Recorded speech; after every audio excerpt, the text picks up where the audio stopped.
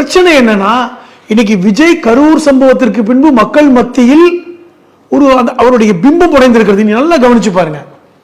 விஜய்ங்கிற ஒரு நடிகரை பிடித்தவர்கள் கூட இன்னைக்கு விஜய்ங்கிற தலைவரை பிடிக்காமல் காரி உமிழ்கிறத பார்க்குறோம். சினிமால விஜய் நிறைய பேருக்கு பிடிக்கும், குழந்தைகளுக்கு பிடிக்கும். ஒரு உச்சபட்ச ஒரு ஹீரோவா இருந்தார்.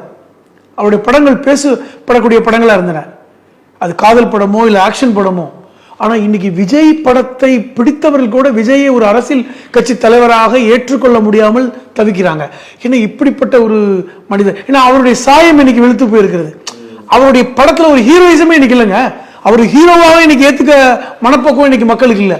இன்னைக்கு அவர் ஒரு விஜய்ங்கிற பேர்னால வி அப்படிங்கிற ஆரம்பிக்கிற ஊர்ல நிக்க போறதா சொன்னாங்க.